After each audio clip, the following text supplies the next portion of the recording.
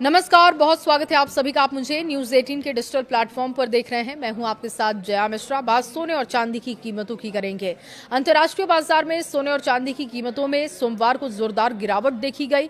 सोना $4,340 प्रति औंस से नीचे है, जबकि चांदी में करीब 2.5% की गिरावट है।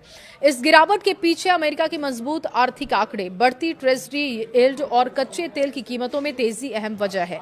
निवेशक अब ब्याज दरों पर फेडरल रिजर्व के फैसले को लेकर सतर्क हो गए हैं। देखिए, कॉम्स गोल्ड फ्यूचर्स यानी कि इसके अनुसार जो अभी आंकड़े हैं वो भी आपके सामने रख रहे हैं। $4,334.50 इसमें गिरावट देखी गई, जो कि पिछले लेवल से $30.80 कम है। वहीं सिल्वर की कीमत में भी लगभग 3% की गिरावट, जो कि $67.39 प्रति औंस रह गया है। पिछले हफ्ते भी सोने में करीब 5% की गिरावट, चांदी में 9% की गिरावट देखी गई थी। मजबूत अमेरिकी लेबर मार्केट डेटा के बाद निवेशकों की उम्मीदें बदल गई हैं।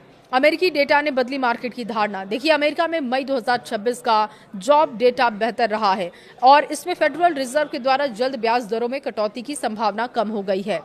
मजबूत नौकरी बाजार के आंकड़ों ने ट्रेजरी यील्ड्स को भी ऊपर पहुंचा दिया। हाई इंटरेस्ट रेट आमतौर पर सोने चांदी जैसे नॉन यील्डिंग स्टेटस के आकर्षित करने वाले एसेट्स माने जाते हैं और इसी वजह से निवेशक इनकी बजाय दूसरे विकल्पों की ओर ज्यादा ध्यान देते हैं। पश्चिम एशिया में इजरायल ईरान तनाव बढ़ने से कच्चे तेल की कीमतें ऊपर चढ़ी थी और क्रूड ऑयल की कीमत में बढ़ोतरी देखी गई थी। $95 प्रति बैरल के ऊपर पहुंच गया। ऊंची ऊर्जा कीमतें महंगाई की चिंता बढ़ा रही हैं, जिससे कि निवेशक सोने चांदी से दूरी बना रहे हैं।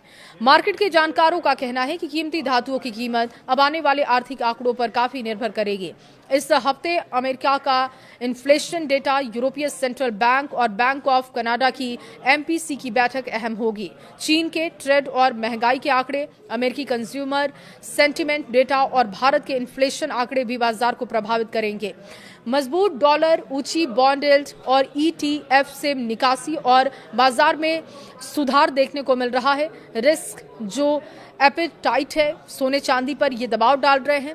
ईरान और इजरायल के बीच तनाव में संभावित समाधान की खबरों में भी सुरक्षित निवेश की मांग घटी है। बाजार के जानकारों के अनुसार पश्चिम एशिया की स्थिति, तेल की कीमतें और प्रमुख आर्थिक फैक्ट्स पर निगाहें बनी हुई हैं।